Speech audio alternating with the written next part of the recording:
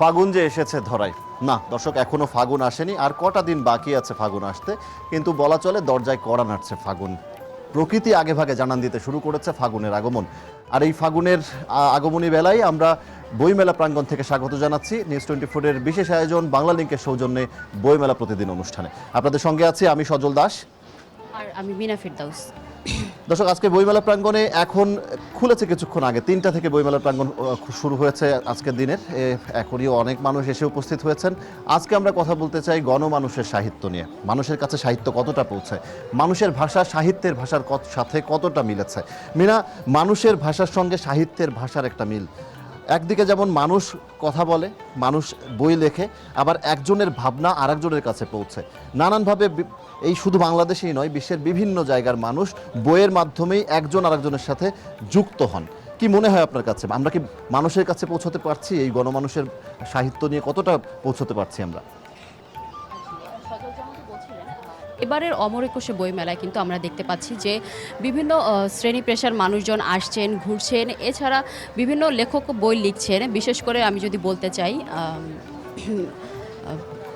ছাত্র সমাজ অর্থাৎ তরুণদের টার্গেট করে কিন্তু আসলে সবাই বই গল্প উপন্যাস এগুলো লিখছেন।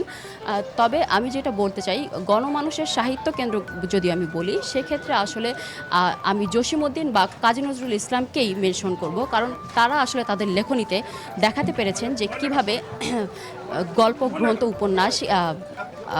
আপনি জুলাই অভ্যুত্থানের বইয়ের কথা বলছিলেন। গণমানুষের সাহিত্য বলতে মানুষ যা চায় সেই ধরনের বই।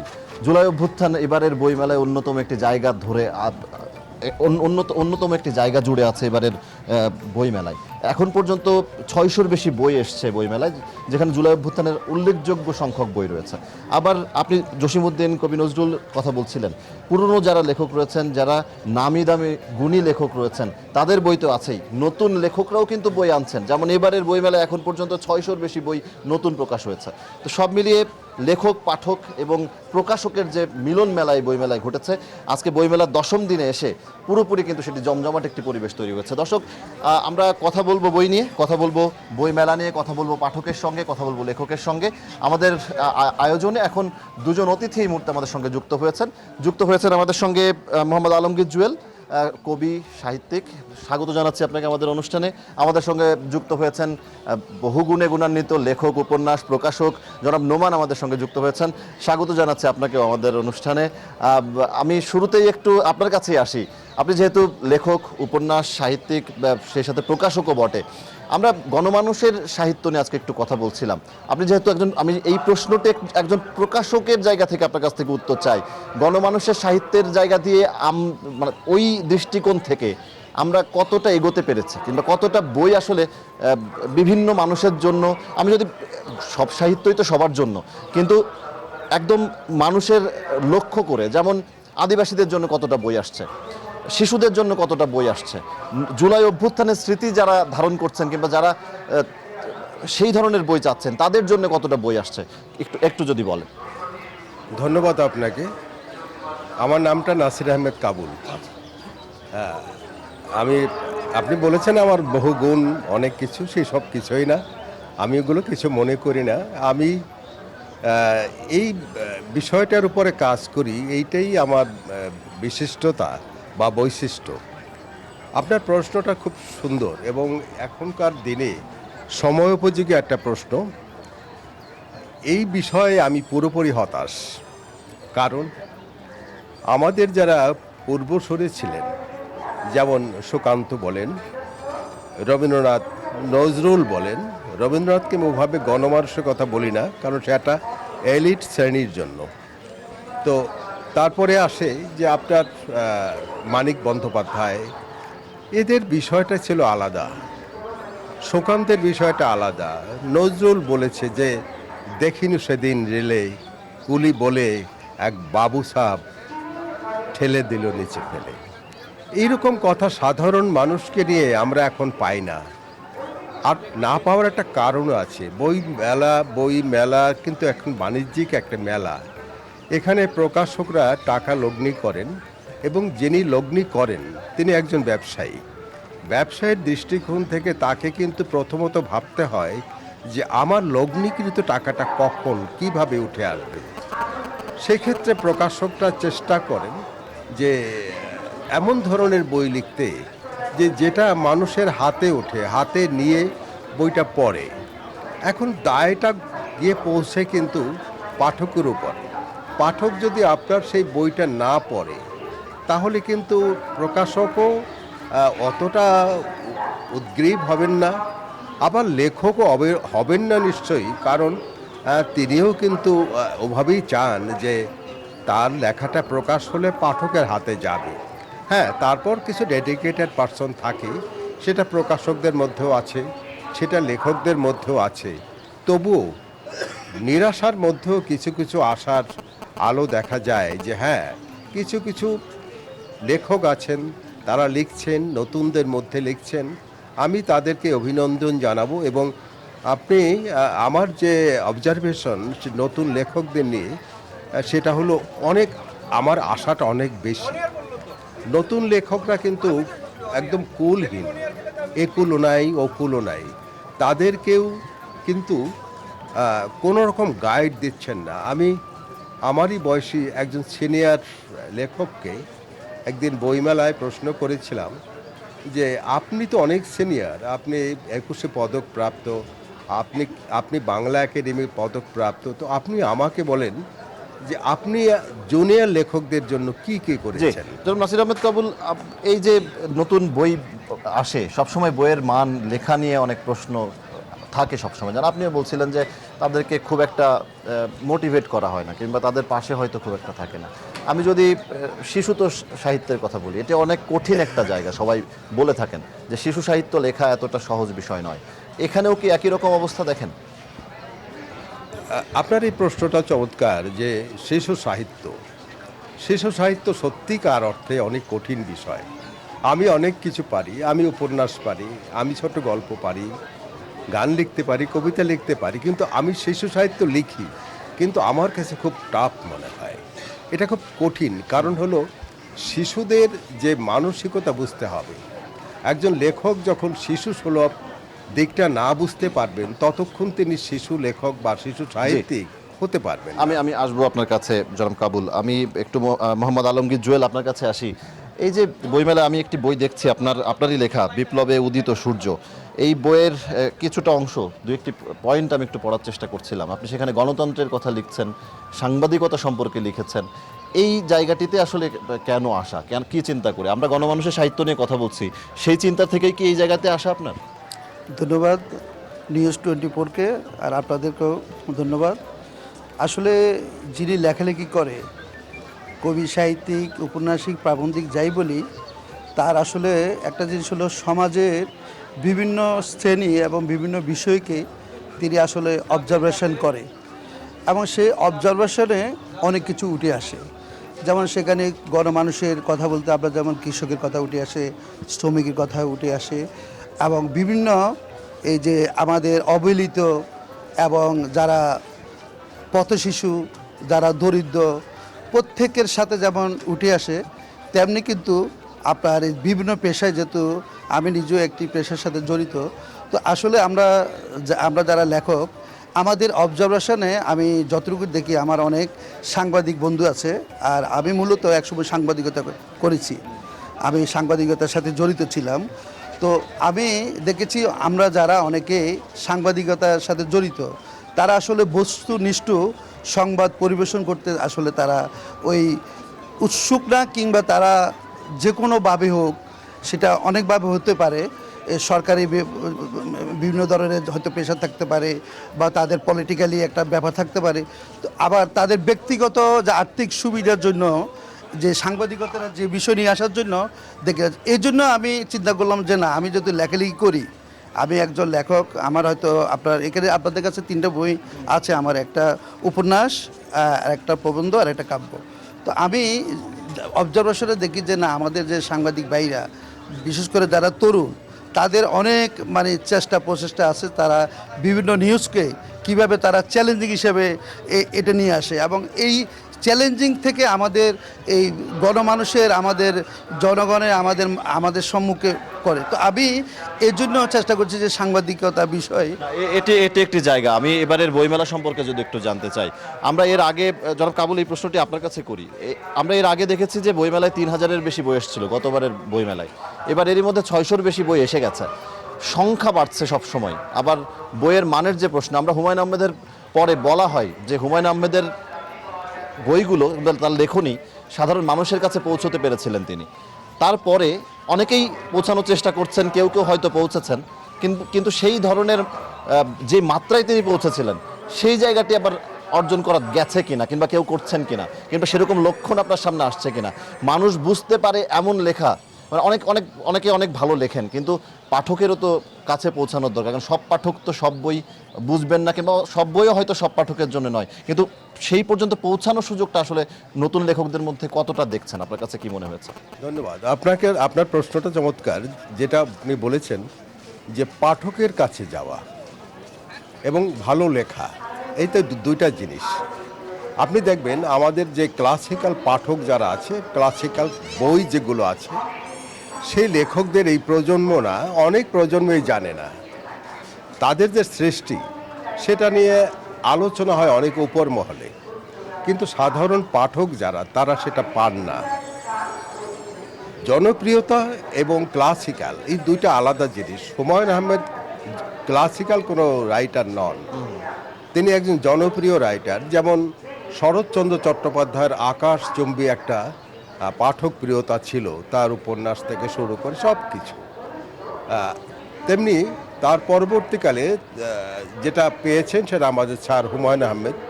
উনি এসেছেন, কিন্তু আপনি দেখবেন যে বেশ কয়েকটি নাটক থেকে, বিটিভির সে সময়ের নাটক থেকে উনি মানুষের সাথে পরিচিত হয়েছেন, এবং পাঠক যখন তার নাটক দেখে উৎফুল্ল হয়েছেন, গ্রহণ করেছেন, তখন যখন বইটা বের হয়েছে, আপনার মনে আছে যে নন্দিত নরকে এসো, প্রথম বইটা, এটা কিন্তু প্রথম আমি দেখেছি 1977 সনে, এইটার কিন্তু নাট্যরূপ দেখেছি আমি। তখন কিন্তু হুমায়ুন আহমেদকে কেউ চেনে না। আমি তখন কলেজের ছাত্র, আমি সেই নাটক দেখে, আমি মফস্বলের একটা ছেলে, আমি যেন আকাশ থেকে পড়লাম যে এই কি নাটক, এ কি অদ্ভুত বিষয়। জি, আমি শেষ দিকে রয়েছি আমাদের প্রথম পর্বের। আমি একটু মোহাম্মদ আলমগীর জুয়েল সংক্ষেপে যদি একটু বলেন, এবারের বইমেলা নিয়ে একটা বড় ধরনের প্রত্যাশার জায়গা হচ্ছে যে জুলাই অভ্যুত্থানের বই আসছে, আবার 52 চেতনা 24-এর প্রেরণা, এই স্লোগানও দেওয়া হচ্ছে। আপনার কাছে কি মনে হচ্ছে, আমরা 24-এর প্রেরণা নিয়ে সামনে এগোনোর পথে বই কতটা ভূমিকা রাখতে পারে, এবং এবারের বইমেলা কতটা ভূমিকা রাখতে পারে, একটু সংক্ষেপে যদি। এই বিষয়ে আমার একটু জানার আছে যে উনি এবারে বইমেলায় একটা বই এসেছে, সেটা হচ্ছে বিপ্লবে উদিত সূর্য। এটা সম্ভবত গণ আন্দোলন নিয়েই লেখা, জি, প্রবন্ধ। তো এটার সম্পর্কে একটু জানতে চাচ্ছিলাম, এটা বোধহয় জুলাই আন্দোলনকে কেন্দ্র করেই লেখা। অবশ্যই সুন্দর প্রশ্ন করার জন্য আন্তরিক ধন্যবাদ।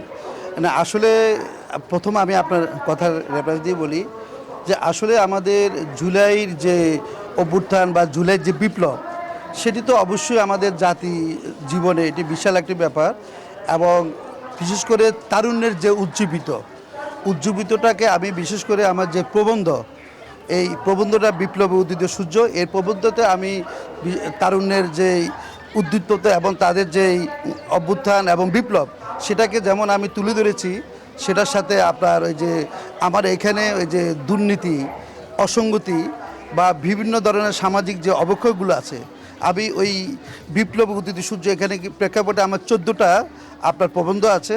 তো ওই প্রবন্ধটার মধ্যে যেমন পুলিশ প্রশাসন নিয়েও আমার কিন্তু আপনার এখানে একটা আছে। একটু বিরতি নিতে হচ্ছে। অসংখ্য ধন্যবাদ জনাব মোহাম্মদ আলমগীর জুয়েল এবং নাসির আহমেদ কাবুল, অসংখ্য ধন্যবাদ আপনাদের দুজনকে আমাদেরকে সময় দেওয়ার জন্য। দর্শক, বাংলা লিঙ্কের সৌজন্যে নিউজ 24-এর বিশেষ আয়োজন বইমেলা প্রতিদিন অনুষ্ঠানে একটা বিরতি নিচ্ছি, ফিরছে একটু পর, আমাদের সঙ্গেই থাকুন। দর্শক, বিরতির পর আবারও স্বাগত জানাচ্ছি বাংলা লিঙ্কের সৌজন্যে নিউজ 24-এর বিশেষ আয়োজন বইমেলা প্রতিদিন অনুষ্ঠানে। যেটি বলছিলাম আগেই, প্রকৃতিতে ফাগুনের ছোঁয়া, ফাগুন এখনও আসতে কদিন বাকি আছে, কিন্তু এই শেষ বিকেলের মিষ্টি রোদের আলোয় বইমেলা প্রাঙ্গণের জমজমাট পরিবেশ, জমে উঠেছে বইমেলা। অসংখ্য মানুষ আসছেন বইমেলা প্রাঙ্গণে, আর বিকেলের এই রোদ, একদম মিষ্টি রোদেলা যে পরিবেশ, তাতে মানুষের যে উচ্ছল উপস্থিতি, রং বেরঙের পোশাক পরে সব মিলিয়ে একটি উৎসবের আবহ এই মুহূর্তে বইমেলা প্রাঙ্গণে। আজকে বইমেলা প্রাঙ্গণের মানুষের যে উপস্থিতি, সেখানে বলাই চলে যে পাঠক এবং লেখকের যে মিলন মেলা ও প্রকাশকদের যে মিলন মেলা, সেটি দিন দিন যে আরও জমজমাট হবে। আজকে 10ম দিন চলছে বইমেলার, আরও অনেক দিন বাকি রয়েছে পুরো মাস জুড়ে বইমেলার এই আয়োজন। সেটি বলাই চলে যে শেষ পর্যন্ত জমজমাট পরিবেশ বজায় থাকবে এবং আরও জমে উঠবে। আমার সঙ্গে একজন লেখক রয়েছেন, একটু কথা বলতে চাই। আপনার কয়েকটি বই এসছে এবারের বইমেলায়। আমরা আজকে গণমানুষের সাহিত্য নিয়ে কথা বলছিলাম। আমাদের নতুন লেখক যারা আসছেন, কিংবা আপনারা যারা লেখেন, দীর্ঘদিন ধরে লিখছেন হয়তো, এই লেখনীগুলো কতটা আসলে পাঠকের কাছে পৌঁছাচ্ছে? আর এবারের বইমেলা প্রাঙ্গণে শুরু থেকেই আছেন, দেখছেন, এখন পর্যন্ত কতটা জমে উঠেছে বলে মনে হয় আপনার? শুরু থেকে যে বিষয়টি ছিল তখন লোক সমাগম কম ছিল, আর এখন লোক সমাগম ধীরে ধীরে বাড়ছে। আজকে 10ম দিন, আমি প্রথম দিন থেকে 10ম দিন প্রতিদিনই আমি বইমেলায় আছি। আর এই বইমেলায় আমার যে বইটি এসছে, এটার নাম হচ্ছে অধরা মাধুর্য। এটি কাব্যগ্রন্থ। এই কাব্যগ্রন্থের 64টি কবিতা আছে। এটা বের হয়েছে বিশ্ব সাহিত্য ভবন প্রকাশনী থেকে। এবং এই বইয়ে আপনি যে কথাগুলো বলছিলেন, যে জনমানুষের কথা, এই যে আজকের যে বিষয় নিয়ে আপনারা আলোচনা করছেন, এই বিষয়টা আমি যদি চিন্তা করি, মানে আমার দৃষ্টিভঙ্গিতে, অর্থাৎ যে লেখক, ঔপন্যাসিক, প্রবন্ধকার বা প্রবন্ধিক, তারা যা কিছু লিখছেন তারা কিন্তু জনমানুষকেই নিয়ে লিখছেন। তবে আজকে আপনি জনমানুষ বলতে কাদেরকে বোঝাচ্ছেন সেটি একটি বিষয়, এবং সেটি যদি আমি ধরে নিই, এই জনমানব বলতে একবারে আমাদের প্রান্তিক শ্রেণীর মানুষকে বোঝাচ্ছেন, বা কৃষক, তাঁতি, কামার, মাঝি, মাল্লা, এদেরকে বোঝাচ্ছেন। তাদেরকে নিয়ে কতটা সাহিত্য রচিত হচ্ছে, এটাই তো আপনার প্রশ্ন। জি। এই প্রশ্ন যদি উত্তর দিতে চাই, তাহলে আজকে ইট কাঠের এই যে শহর বা নগর, এইখানে আমরা দেখতে পাই যে লেখকরা তারা টার্গেট নেন যে কারা বেশি এই মেলায় আসে এবং কারা, কোন শ্রেণীর পাঠক এই বইগুলো নেবেন, সেই বিষয়টা তারা মাথায় রেখে কিন্তু আধুনিক সময়কে ধারণ করে তারা লিখছেন। আচ্ছা, প্রকাশকদের আগ্রহের জায়গাটা কেমন? প্রকাশকের যে বিষয়টা, তাদের তো মাথায় একটা থিঙ্কিং থাকে যে আমি এটা বাজেট নিয়ে নেমেছি, আমাকে বইগুলো প্রকাশের পর আবার সেখান থেকে একটা টাকা তাকে, ব্যবসায়িক একটা চিন্তার জায়গা। যেমন একটি কথা, একটা ব্যাপার এখানে অবশ্যই আছে। যেমন বলা হয় যে এখানে শব্দ বিক্রি হয়, কিংবা এই ধরনের একটি শব্দ বলা হয়। তো অসংখ্য ধন্যবাদ আপনাকে আমাদেরকে সময় দেওয়ার জন্য। দর্শক, আমরা আরও কথা বলবো। আমাদের সহকর্মী মিনা, তিনি রয়েছেন বইমেলার অন্য একটি প্রাঙ্গণে। তার মাধ্যমে একটু জানতে চাই পাঠকদের কথা, কিংবা প্রকাশক ও লেখকদের কথা একটু জানতে চাই। মিনা, জানাবেন।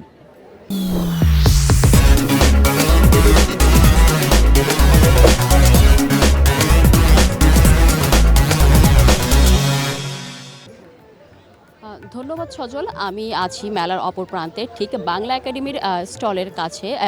বাংলা প্রকাশক নামে একটি স্টলে, সেখানে আমি দেখতে পাচ্ছি স্টলে বিভিন্ন ধরনের বই রয়েছে, বিশেষ করে শিশুদের জন্য লেখা যেসব বই ও গ্রন্থ এপাশে রয়েছে কিছু। আমি কথা বলছিলাম স্টলটির সঙ্গে, সেখানে তারা জানিয়েছেন যে তরুণদের টার্গেট করে আসলে কিন্তু তারা এবার বেশ কিছু বই নিয়ে এসছেন। আমি যদি একটু জানতে চাই, আপনাদের এবার স্টলে কি কি নতুন বই এসছে, যদি আমাকে একটু জানান। আসসালামু আলাইকুম।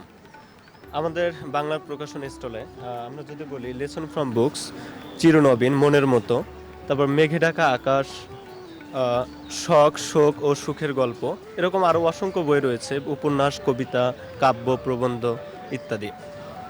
এবার আপনাদের কয়েকটি বই এসেছে? আমাদের এরকম সংখ্যা নির্ধারিতভাবে বলতে পারবো না, তবে বেশ কয়েকটি বই রয়েছে আমাদের বাংলা প্রকাশনে। এবং ধন্যবাদ আপনাকে। এই মুহূর্তে আমার সাথে রয়েছে একজন লেখক, আমরা কথা বলবো তার সাথে। জি ভাইয়া, এবার বইমেলায় বোধহয় আপনার দুটি বই এসছে, যদি একটু জানান কি কি বই এসছে আর কি। অমর 21শে বইমেলা দিন দিন কিন্তু জমে উঠেছে। এবার 21শে বইমেলায় ভিনদেশি কবিদের কবিতা শিরোনামে পোয়েমস অফ ওয়ার্ল্ড পয়েটস আমার একটি অনুবাদ গ্রন্থ রয়েছে। আসলে এই অনুবাদ গ্রন্থটি আপনারা এখন চ্যানেলে হয়তো কাভারেজ করছেন। আমি বলবো এটি আন্তর্জাতিক বিশ্বে অলরেডি বিভিন্ন চ্যানেলে আলোচনা হচ্ছে, কারণ পৃথিবীর 24টি দেশের 18টি ভাষার কবিদের কবিতা এখানে রয়েছে। 2024 সালে সাহিত্যে নোবেল পুরস্কারপ্রাপ্ত হান কাংয়ের কবিতা সহ রাশিয়ান, ইউরোপ, আমেরিকা এবং ধন্যবাদ আপনাকে। এই মুহূর্তে আমরা চলে যাব আমাদের আরেক সহকর্মীর কাছে। সজল, জানাবেন। মিনা, আপনাকে অসংখ্য ধন্যবাদ। সহকর্মী মিনা যুক্ত হয়েছিলেন বইমেলার অন্য একটি প্রান্ত থেকে। দর্শক, বইমেলা প্রাঙ্গণের যে জমজমাট পরিস্থিতি, মানুষ কেন বই পড়ে, বই মানুষের মনের কথা আরেকজনকে জানানোর সুযোগ, মানুষের আমাদের অন্তর্নিহিত যে মনের যে ভিতরের জ্ঞান সেটিকে প্রসারিত করার সুযোগ দেয় বই।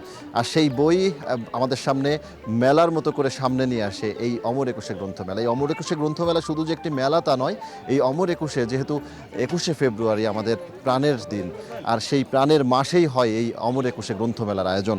যে আয়োজন থেকে বাঙালি যেমন তার বাংলা বইয়ের কাছে ফিরে যায়, আবার অন্য ভাষার যে বইগুলো রয়েছে তারাও ফিরে আসে বইয়ের কাছে, অর্থাৎ সব মিলিয়ে বইয়ের কাছে ফিরে আসার একটি সুযোগ তৈরি হয়। এই বইমেলা প্রাঙ্গণে আজকে অসংখ্য মানুষের উপস্থিতি। প্রত্যেকটি মানুষ হয়তো সাধারণভাবে অন্য দিনগুলোতে ঘরে বসে বই পড়তে পারেন, কিংবা নতুন বই পেতে তারা নানানভাবে আলাদা আলাদা দোকান কিংবা প্রকাশনীতে যেতে পারেন, কিন্তু কতটা তারা আসলে বইয়ের রাজ্যে আসতে পারেন, বলা চলে বইয়ের রাজ্যে আসার সুযোগ তৈরি করে দেয় এই বইমেলা প্রাঙ্গণ।